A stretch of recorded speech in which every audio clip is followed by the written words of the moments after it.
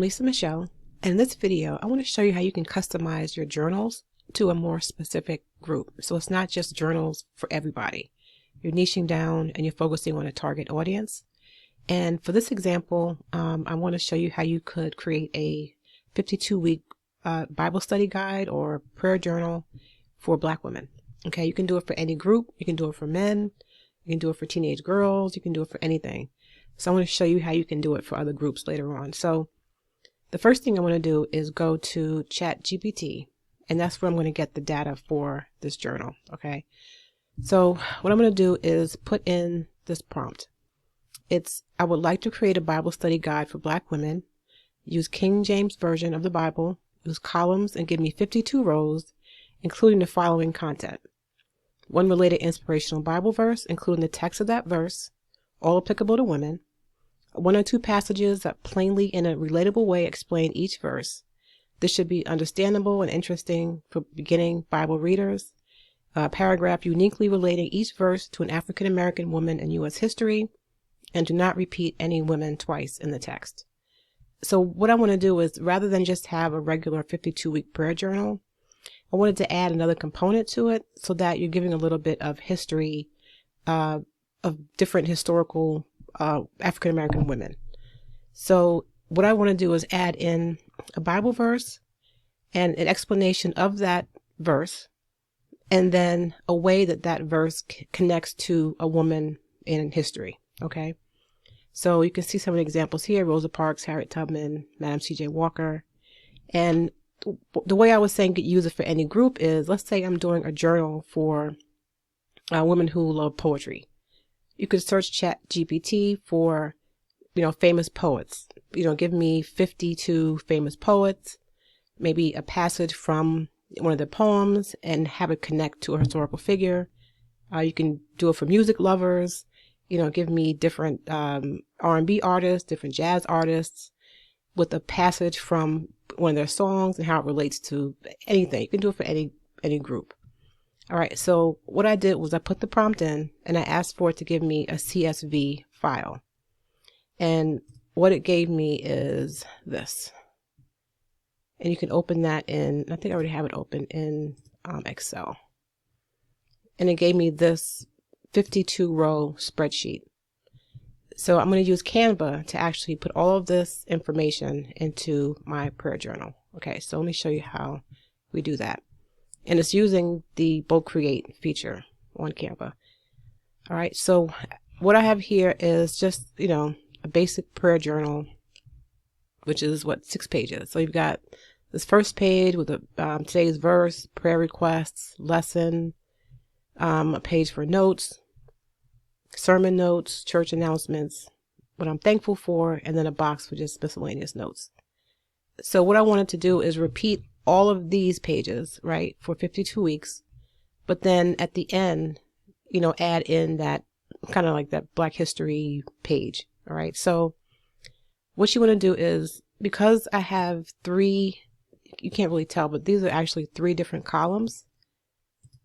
I want to set this up so that I have space for all 3 things. So up here, there'll be the verse, the explanation of the verse will be here, and then the historical figure connection will be here. So these actually won't show up in the final journal. This is just so I can set up the bulk create. So all I did was just added a subheading here for the verse. And you want to make sure that this box is as wide as you want the text to be. So if I were to leave this short like this, all the text would be kind of scrunched up into this small space. So if you want the text to go like the whole width of the page, make sure you give it that much space. All right. So I'm going to do that with this last one. And also the font. If I leave the font this big, then the font will just be that big and it won't all fit. So I'm just going to go here, copy this style, and then paste it there. And then I'm going to make this fit so that it's like the same width as the other 2. Okay. Make sure. All right. So that's good. So now what I want to do, and make sure it's centered. Okay. So now what I want to do is go to apps and then look for bulk create. And Just wait for it to pop up. And then it gives you an option of either entering the data manually, which you can do, or you can upload the CSV file, which is the one that I showed you. So I'm just going to upload the CSV file to make it a little bit easier for myself. And let's see if I can just find that. Okay. And then it'll do its thing. So now it's showing you the 3 columns that I showed you. So the way that I can get this to populate all that information is to go back here, and then you want to go to connect data. And then I want this first one to connect with Bible verse, right? So I want this Bible verse to connect with the data that's here, the Bible verse. For the explanation, I want to connect the data that's related to the explanation, right? That's why you want to make these terms things that'll make sense once this information pops up over here. Otherwise, you're not going to remember what's what. And then for the figure, I wanted to connect to the historical connection, which is what I just named that. That's what they named that column, Chatgpt. All right, so everything looks good. You click on continue, and this is showing you all the information that it'll actually add to your journal. So just take a minute, and the journal will be significantly longer, right? So it started out as, I think it was 20 pages, not even 20 pages, it was 6 pages, I think. But now that we're adding in all that information for every week, 52 weeks, now it's 312 pages. So you have the first 6 or first 5, and then now you've got the information. So you have the Bible verse, you have the explanation of what this verse means, and then you have a historical figure that kind of connects with that verse. So now I shouldn't have included this page in there because that's going to repeat every time. So I'll have to go through and delete that this belongs to page every time, but that's not a problem. So that one was Harriet Tubman. This is Rosa Parks. And what you could also do is you can go into Google, and let's say you want to add in a picture of each figure. You could also do that and add that to the bottom of the page. And what I'd like to do is go to images and then go over to more.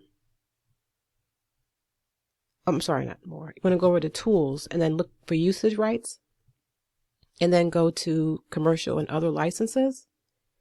And you want to look for one that you can use as public domain or Creative Commons, whatever. So this one here is Wikimedia Commons. This is Wikimedia Commons. And a lot of times you can use those. So I'll just scroll down to the bottom. It was taken from Flickr's The Commons. The uploading organization barriers for determined. No known copyright restrictions exist. So you can use that one, or if you want to use, let's see, an older one, let's go down to the bottom. This work was obtained from a new defunct U.S. information agency. This work is in the public domain. So if I wanted to download this picture, I could just download this and then go back to my journal. I could upload it. Where's Rosa? I have CJ. Oh, maybe it's up here. I don't see Rosa. That's okay. So we'll just add in CJ Walker again. Let's see, where was she? I guess she's further down. But yeah, it's like I'm saying, you can do this for any niche. And Chatgpt will give you the information. I'm not sure if you need a pro account for Procreate, because I do have a pro account. So if you want to try Canva's pro account free, I'll leave a link in the description box, and you can check it out for free and then see if that's something that you'd want to try. Now, if you have any questions, if I went too fast, leave your questions in the comments below, and I'll definitely get to it, because this is a time saver, and I just think it's a good way to just distinguish yourself when you're selling your journals.